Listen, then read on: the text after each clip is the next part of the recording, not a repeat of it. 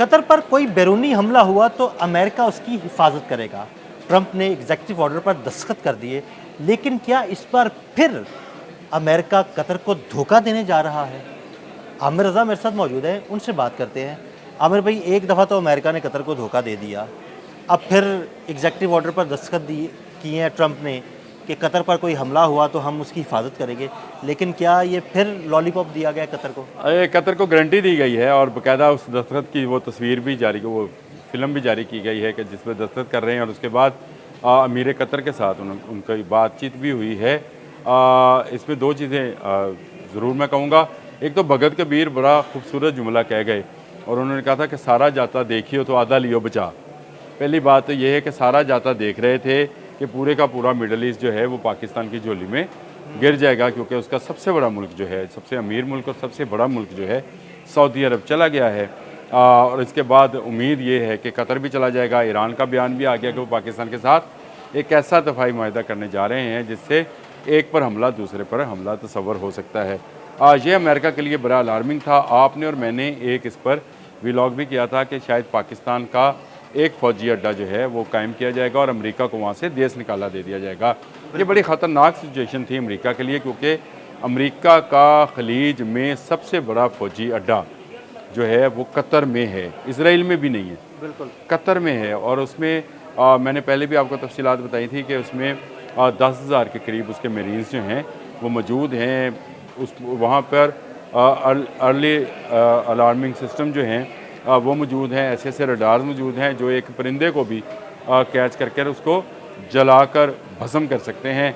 लेकिन ये सारे के सारे रडार, ये सारे के सारे आंखें और कान जो थे ये बंद नज़र आए, बिल्कुल उस बंदर की तरह जिसकी आंखें, कान और ज़ुबान बंद होती है, उसकी तरह ये पूरे का पूरा फ़ौजी अड्डा बंद रहा जब इसराइल दोहा पर हमला कर रहा था। अब मुझे ये एक बात बताएं, अमेरिका ये मुआहदा कर तो रहा है और अमेरिका ने इसका ऐलान भी कर दिया है और शायद इसके कतर की तरफ से इसकी तौसीक भी आ जाएगी, लेकिन मुझे सिर्फ एक चीज़ बताएं कि अगर इसराइल कतर पर हमला करेगा तो क्या अमेरिका इसराइल पर हमला कर देगा? आप इसका जवाब दें। बिल्कुल भी नहीं, क्योंकि इसराइल भी उसका अलाई है ऐसे ही। और उसका अलाई इस तरह से है कि वो पूरी दुनिया को वीटो की पावर दिखाता है जब इसराइल पर बात आती है, और पूरी दुनिया एक तरफ और उसके लिए इसराइल एक तरफ है।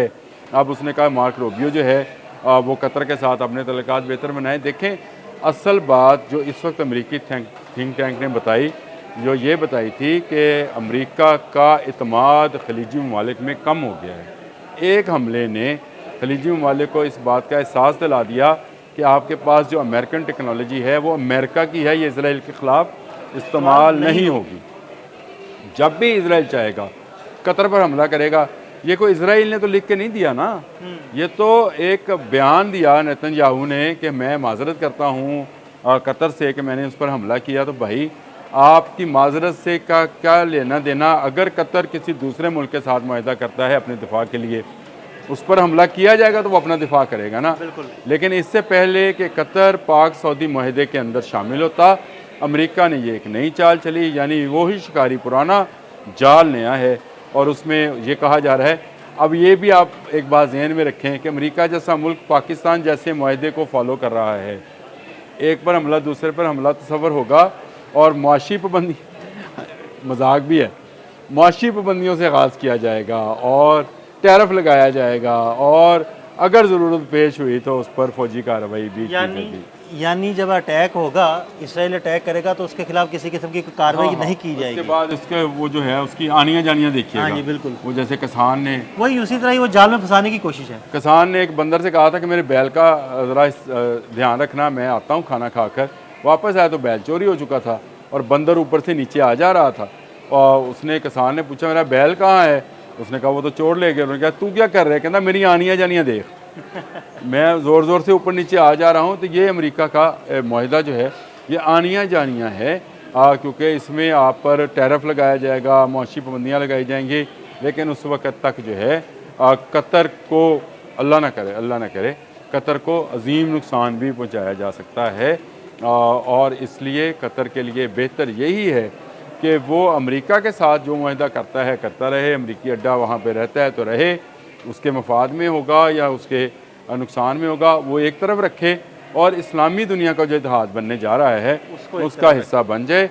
नेटो की तरह इस्लामी ममालिक एक के बाद एक ही माहदे में जुड़ते चले जाएँ, तो मेरा ख्याल है 1 और 1 11 हो जाते हैं। ये अगर साथ शामिल होंगे तो दूसरे अरब ममालिक भी जो हैं वो इस माहदे के अंदर शामिल होंगे, और इनके माहदे में शामिल होने से इज़राइल को अपनी जारहाना पॉलिसी जो है उसको बदलना पड़ेगी। यानी वो फिर इस्लामी ममालिक की तरफ नहीं देखेगा। अभी वो सिर्फ गज़ा पर जुल्म ढा रहा है, लेकिन अगर आप इसी तरह अमेरिका पर रिलाई करते रहे या उस पर एतमाद करते रहे तो फिर आपका कौन होगा। अमेरिकी सदर तो ये कह रहे हैं कि उनकी गारंटी है कि अब कतर पर हमला नहीं होगा, लेकिन अमेरिकी सदर की गारंटी कौन देगा। बात तो ये है, कल को आप कहें अच्छा मुझे तो पता नहीं चला, जैसे आपने पहले कहा कि मुझसे तो पूछा नहीं गया था हमला करते हुए। आमिर भाई, ये पहले भी तो यही गारंटी थी ना कि कतर पर कोई हमला करेगा तो हम उसका दिफा करेंगे। तो किया भी इन्होंने। खैर कतर पे वो जो मिसाइल ईरानी गया था उसको इन्होंने इंटरसेप्ट भी किया था, लेकिन जब इसराइल ने अटैक किया तो उसका तो कुछ नहीं किया और इसका इन्होंने कुछ नहीं किया। और अब ये कह रहे हैं कि गारंटी है हमारी, तो मुझे ये बताएं इनकी गारंटी कौन देगा। यानी अमेरिकन की गारंटी कौन देने जा रहा है, कौन दे सकता है, क्योंकि ये एक पल में तोला पल में माशा हो जाएंगे। कतर हरगिज़ इस जाल में ना फंसे, वो इस्लामी इत्तेहाद की तरफ आए। ये उसके मुल्क, उसके अवाम, उसकी दौलत, उसकी बका के लिए ज़रूरी है कि वो अमेरिका को भी नाराज़ ना करे। हम नहीं चाहते हैं कि अमेरिका को नाराज़ करें, लेकिन इस्लामी इत्तेहाद में भी शमूलियत अख्तियार करें और अमेरिका के अलावा भी दिफाई ऑप्शन को मद्देनज़र रखें। क्योंकि अगर सिर्फ अमेरिका पर रिलाई किया तो अमेरिका का ज़्यादा जदीद असला जो है वो इज़राइल के पास है, कतर के पास नहीं। और जो है भी उसको आप इज़राइल के ख़िलाफ़ इस्तेमाल नहीं कर सकते हैं, क्योंकि इज़राइल जब चाहेगा हमला करेगा। डोनाल्ड ट्रंप की तरफ से या वाइट हाउस की तरफ से या उस वक्त जो भी प्रेसिडेंट हुए उनकी तरफ से एक बयान आएगा कि हमसे तो पूछा नहीं गया, अब हम देखते हैं कि क्या करते हैं। देखें, हम इज़राइल के साथ मुज़ाकरात की टेबल पर आते हैं, जिस तरह से वो गज़ा और फ़लस्तीन के मामले पर कर रहे हैं, फिर निकात ही सामने आएंगे। आपका मुल्क जो है वो हमेशा एक थ्रेट के अंदर रहेगा, जो कि इज़राइल का थ्रेट होगा।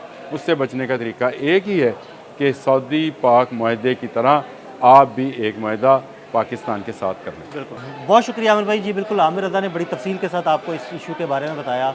अदील अहमद और आमिर रज़ा को इजाज़त दीजिएगा। अल्लाह हाफ़िज़। कतर हरगिज़ इस जाल में ना फंसे, वो इस्लामी इत्तेहाद की तरफ आए। ये उसके मुल्क, उसके अवाम, उसकी दौलत, उसकी बका के लिए ज़रूरी है कि वो अमेरिका को भी नाराज़ ना करें। हम नहीं चाहते हैं कि अमेरिका को नाराज़ करें, लेकिन इस्लामी इत्तेहाद में भी शमूलियत अख्तियार करें और अमेरिका के अलावा भी दिफाई ऑप्शन को मद्देनज़र रखें। क्योंकि अगर सिर्फ अमेरिका पर रिलाई किया तो अमेरिका का ज़्यादा जदीद असला जो है वो इज़राइल के पास है, कतर के पास नहीं। और जो है भी उसको आप इज़राइल के ख़िलाफ़ इस्तेमाल नहीं कर सकते हैं।